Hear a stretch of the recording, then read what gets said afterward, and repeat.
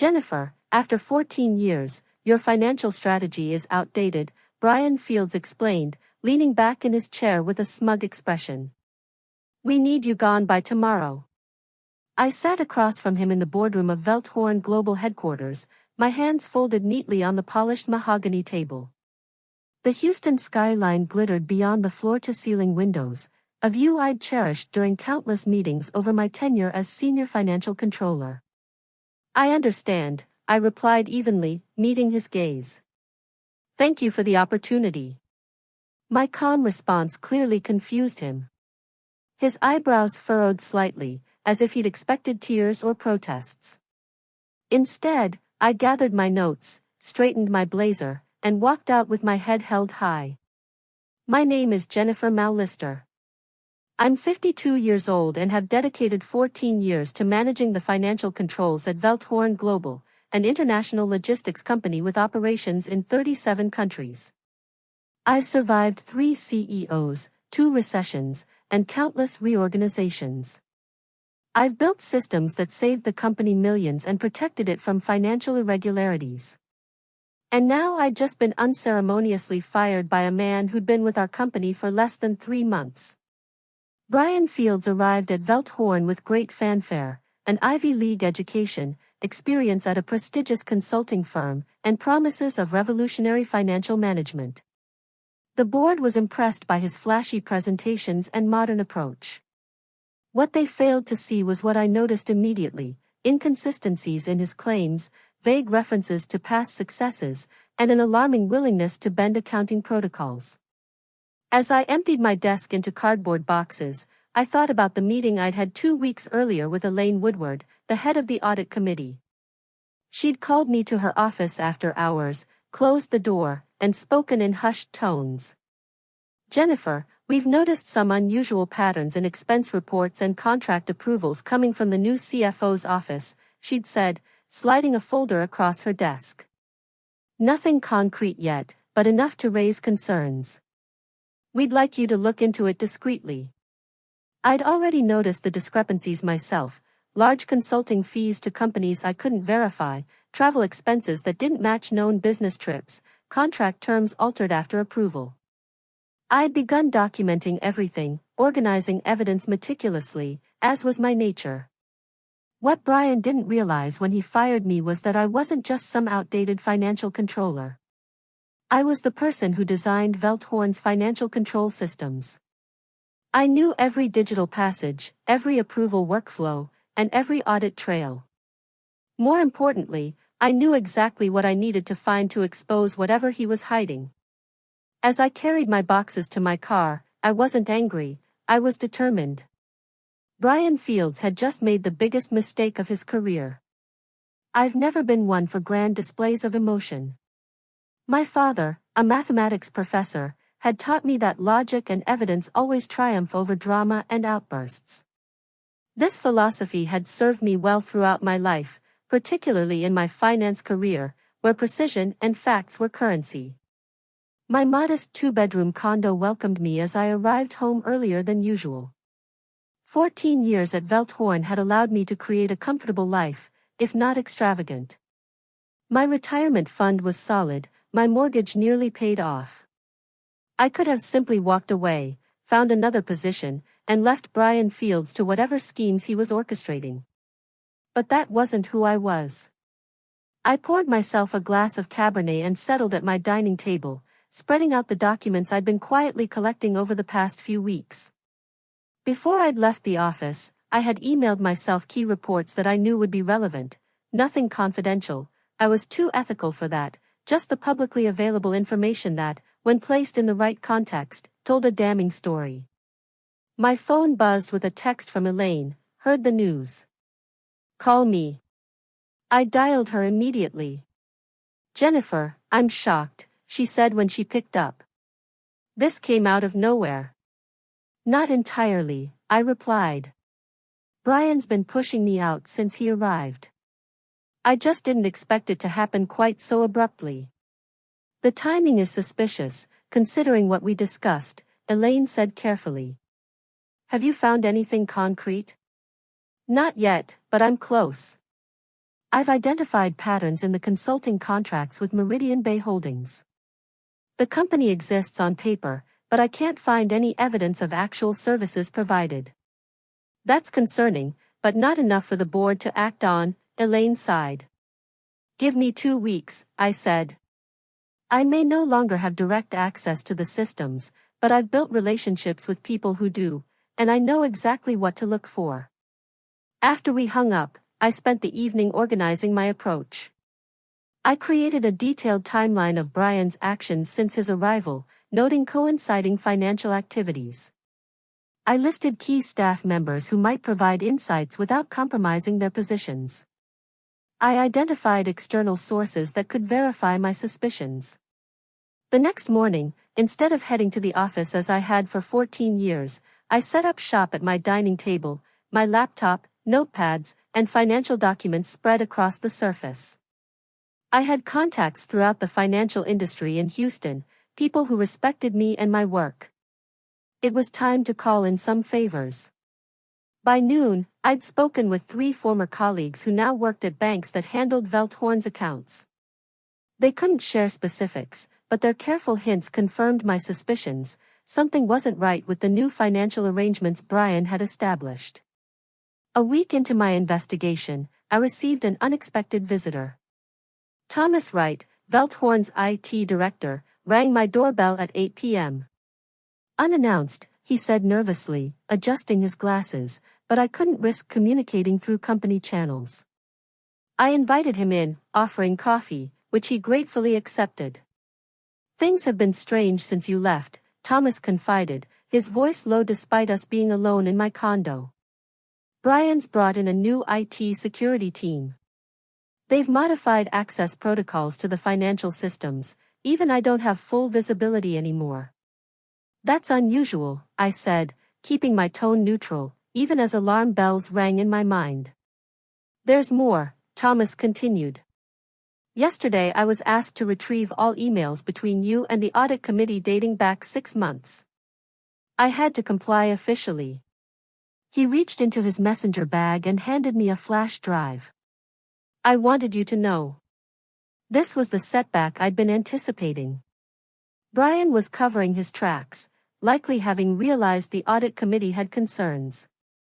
His firing me suddenly made perfect sense. He'd discovered just enough to worry him. But he had no idea what was coming. I was looking into his activities. Thank you for taking this risk, I told Thomas sincerely. After he left, I plugged in the drive and reviewed its contents. Thomas had included not just the emails Brian was searching for, but also internal system logs showing unusual access patterns. Large financial data transfers were occurring during odd hours with approval shortcuts I'd never authorized when designing the system. The next morning, I received another blow. My longtime assistant Vanessa called in tears. Jennifer, they're saying terrible things about you, she sobbed. Brian told the department I was under investigation for financial improprieties before I left, that I was fired for cause. I felt the first genuine anger since my dismissal. Attacking my reputation crossed a line. What exactly did he say, Vanessa? That you'd been manipulating vendor contracts for years. That you'd created a system with back doors only you understood. That the company might have to restate earnings because of your methods. It was a clever move on Brian's part, discredit me before I could expose him. But he'd made a critical error. By attacking me publicly, he'd given me justification to defend myself publicly. Vanessa, I need you to do something for me, I said. I need the current version of the Henderson contract, the one Brian renegotiated last month. That's above my clearance now, she whispered. Check the archive system, I suggested. The original should have been logged before changes were made. That afternoon, Vanessa sent me what I needed, evidence that contract terms had been substantially altered after board approval, shifting millions in fees to consulting entities with vague deliverables. Entities I now strongly suspected were connected to Brian himself. I immediately forwarded the evidence to Elaine. Her response was swift, come to my home office tonight. Bring everything you have. Elaine's Tudor-style home sat in one of Houston's older, established neighborhoods. Her home office reflected her personality, meticulous, traditional, yet thoroughly modern where it mattered. Multiple monitors displayed financial data while antique bookshelves lined the walls. "The board is splitting on this issue," she explained as we reviewed my evidence. "Half see Brian as the innovative force Velthorn needs in changing market conditions. The other half has concerns but wants concrete proof before acting against the CEO's hand-picked CFO. This isn't just about innovative versus traditional approaches," I argued, pointing to the contract discrepancies. "These changes weren't approved by the board but resulted in an additional $2.7 million in consulting fees. The beneficiary companies, Meridian Bay Holdings and Falcrest Advisors, have virtually no online presence or verifiable business activities." Elaine nodded slowly. "It's suspicious. But we need to establish a direct connection to Brian." "I think I know how," I replied, pulling up the corporate registration documents I'd obtained through my industry contacts. Both companies were registered 6 months ago by the same law firm. "A firm that also represents Axington Partners," Elaine noted, her eyes narrowing. "Exactly. And if we look at the authorized signatories." I pulled up another document, highlighting a name. "Patricia Fields. Any relation?" "His wife," I confirmed. "She uses her maiden name professionally, but I found their marriage announcement from 8 years ago." Elaine leaned back in her chair, absorbing the implications. "This is getting serious, Jennifer. We're talking about potential fraud, conflicts of interest, misappropriation of funds." "Which is why he needed me gone," I explained. "As financial controller, I would eventually question these transactions during routine audits." "He knew that. But he didn't anticipate that we'd already asked you to look into his activities," Elaine said, with the first smile I'd seen from her in weeks. We spent the next 3 hours building a comprehensive case. The pattern was clear. Brian had been systematically directing Velthorn funds to companies connected to himself, disguised as legitimate consulting services. Conservative estimates put the total at nearly $4.5 million in just 3 months. As I drove home that night, I felt cautiously optimistic. The evidence was compelling, but corporate politics were complex. Brian had allies on the board, particularly those who had advocated for his hiring. They wouldn't abandon him easily. My phone rang at 6 a.m. the next morning. It was Vanessa again, speaking in a hushed, urgent tone. "Jennifer, something strange is happening. A team from an outside accounting firm arrived this morning.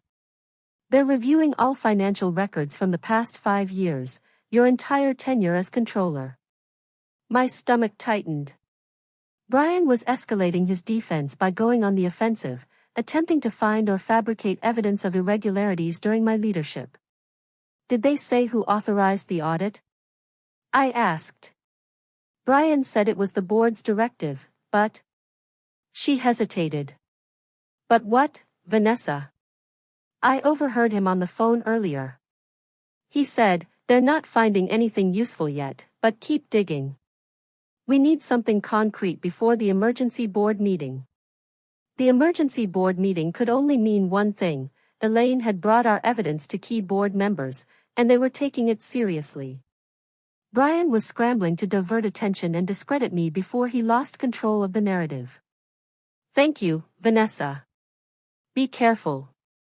And don't get caught helping me." "I won't," she whispered. "Most of us know who the real professional is here." The next 48 hours unfolded like a high-stakes chess match. Brian made his move by calling an impromptu press conference, announcing a modernization of Velthorn's outdated financial systems and hinting at concerning discoveries about previous practices. Though he never mentioned me by name, the implication was clear to anyone familiar with the company. I watched the live stream from my dining room table, noting how Brian's confidence seemed forced, his smile not quite reaching his eyes. He was scared. My phone buzzed constantly with messages from former colleagues and industry contacts, many expressing outrage at the thinly veiled accusations. I responded graciously but said little. This wasn't the time for a public battle. Instead, I focused on strengthening our case.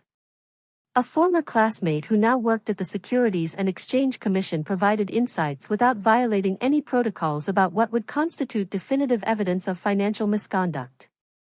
Armed with this knowledge, I refined my approach, focusing on documenting the money flow from Velhorn to the shell companies and ultimately to Brian. The breakthrough came unexpectedly while reviewing Brian's travel expenses. I noticed a pattern of weekend trips to Austin. The company had paid for luxury hotel stays, claiming they were for potential investor meetings, but cross-referencing with Velhorn's investor relations calendar showed no such meetings scheduled. A social media search revealed the missing piece. Patricia Fields had opened an art gallery in Austin 3 months ago. The grand opening photos showed Brian proudly standing beside his wife on the same weekend he claimed to be meeting investors at Velhorn's expense. More damning was what I discovered when I dug deeper. The gallery's business filing listed its primary financial backer as Meridian Bay Holdings, the same shell company receiving consulting fees from Velhorn. I immediately sent the evidence to Elaine, who responded with a single line: "Emergency board meeting moved up to tomorrow 9 a.m. That evening, I received another unexpected visitor, Gregory Patel, Velhorn's general counsel. He stood at my door looking uncomfortable. "May I come in, Jennifer?" he asked formally. I hesitated. Gregory reported directly to the CEO and had always been politically savvy. His loyalties were unclear. "I understand your concern," he said, noticing my hesitation. "But I'm here on official business. The board has requested your presence at tomorrow's meeting." "Why would the board want me there?" I asked, still not inviting him in. "The audit committee has presented serious allegations. The board wants to hear directly from all parties involved." He handed me an official letter. "This is a formal invitation, not a subpoena, but I strongly advise you to attend." After he left, I called Elaine, who confirmed the invitation was legitimate. "It wasn't my idea," she admitted. "Several board members insisted on hearing your perspective directly. Brian will be there too." "He'll come prepared to discredit me," I said. "Then you'd better be more prepared," she replied simply. I spent the night organizing my evidence into a clear, compelling presentation. I focused on facts, avoiding accusations or emotional appeals. The numbers told the story better than any rhetoric could. As dawn broke, I prepared myself mentally for the confrontation to come. I selected my most professional outfit, a charcoal suit that projected authority without flashiness. I reviewed my notes one final time. When I arrived at Velhorn headquarters, security escorted me up to the executive floor where I'd spent countless hours over 14 years. The familiar faces I passed regarded me with mixtures of sympathy, curiosity, and in some cases, hope. Standing outside the boardroom doors, I took a deep breath. In a few minutes, I would face the man who had tried to destroy my reputation and career. But unlike Brian Fields, I had truth on my side. The boardroom fell silent as I entered. 14 pairs of eyes turned toward me, the 12 board members, Elaine at the head of the table, and Brian, who looked as though he'd aged years in the week since he'd fired me. "Thank you for joining us, Ms. Mallister," said Harold Thompson, the board chairman. "We find ourselves in an unusual situation that requires clarity." I nodded professionally, taking the empty seat directly across from Brian. His attempt at a confident smile faltered as our eyes met. "For those who haven't been briefed fully," Harold continued, "serious allegations have been raised concerning financial irregularities under Mr. Fields' leadership. Countering allegations have been made suggesting these claims are retaliatory on Ms. Mallister's part." Following her dismissal, Brian leaned forward with respect. "Chairman, Ms. Mallister's presence here is inappropriate. She's no longer an employee and has shown clear animus.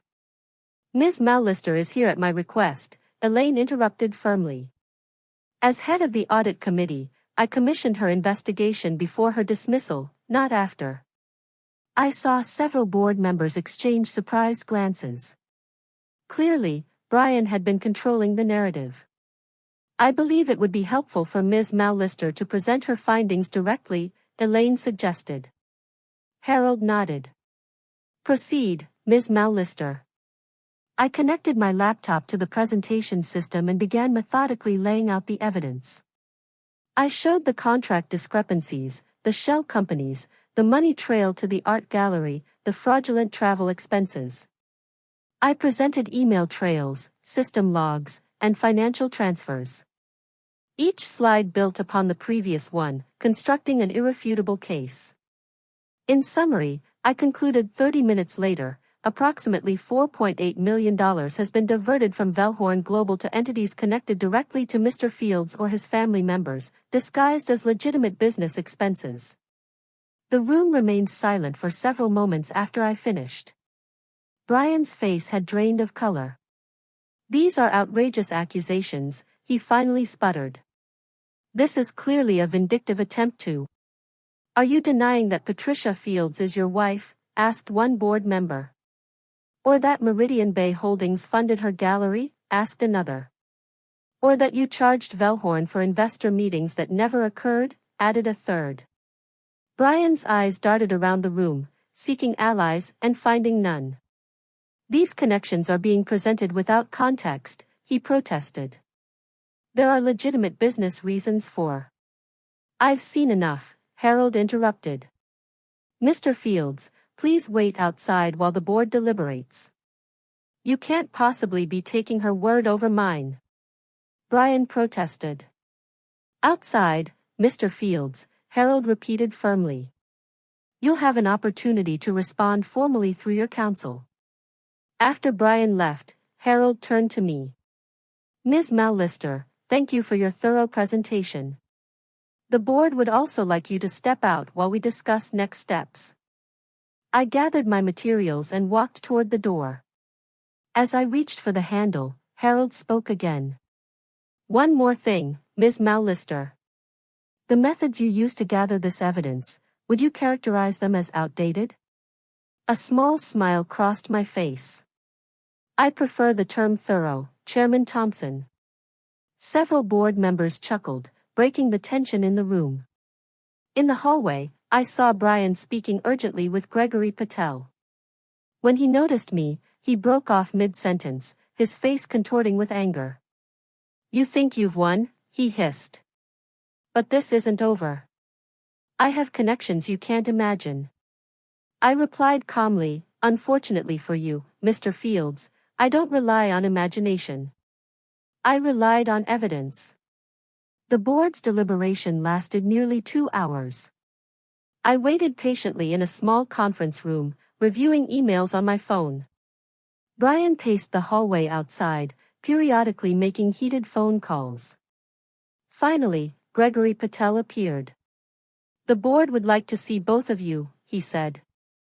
We returned to the boardroom, where Harold's expression revealed nothing about their decision. After careful consideration of the evidence, he began, the board has reached several conclusions. First, there is sufficient cause to terminate Mr. Fields' employment with Velhorn Global, effective immediately. Brian started to protest, but Harold held up his hand. Second, we have notified the appropriate authorities regarding the financial irregularities uncovered. Mr. Fields, I suggest you retain legal counsel promptly. Brian's face flushed deep red. This is a mistake. You'll all regret it. I have explanations for everything presented today. Save them for the investigation, Harold replied coldly. Security will escort you to clear out your personal belongings. As Brian was led away, Harold turned to me. Ms. McAllister, the board owes you an apology. Your dismissal was clearly orchestrated to conceal financial misconduct. Thank you, Chairman, I replied professionally.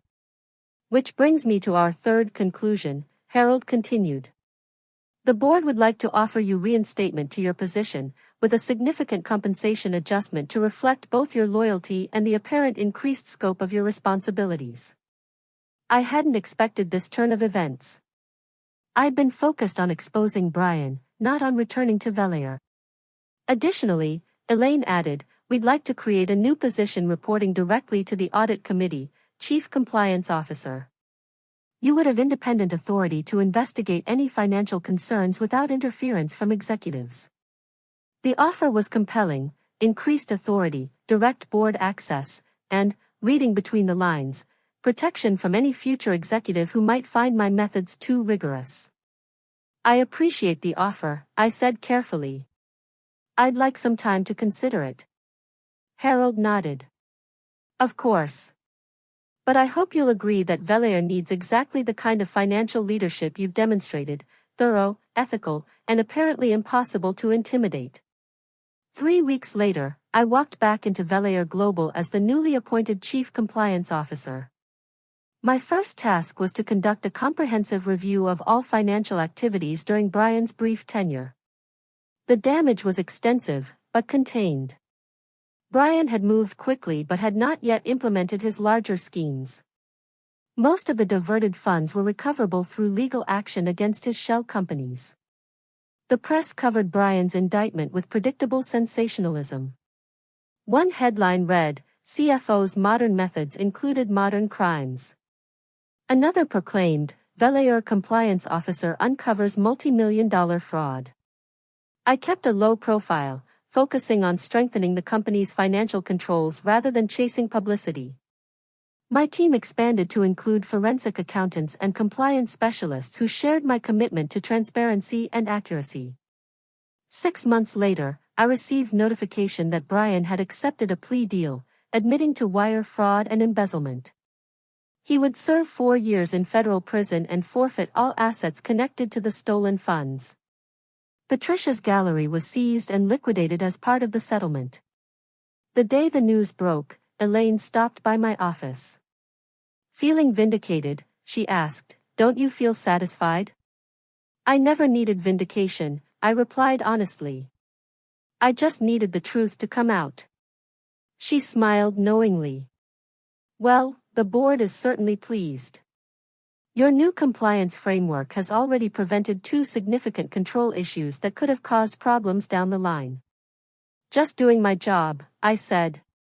"Your outdated job," she teased. I finally allowed myself a genuine laugh. "You know, I've come to appreciate that label. Outdated methods like cross-verification, documentation, and actually understanding where money goes are apparently radical concepts in some circles." "Here's to being outdated," Elaine said, raising an imaginary toast. "I prefer classic," I replied with a smile. "Like fine wine and proper accounting." Looking back on the ordeal now, I realized that Brian's greatest mistake wasn't his fraudulent schemes or even targeting me specifically.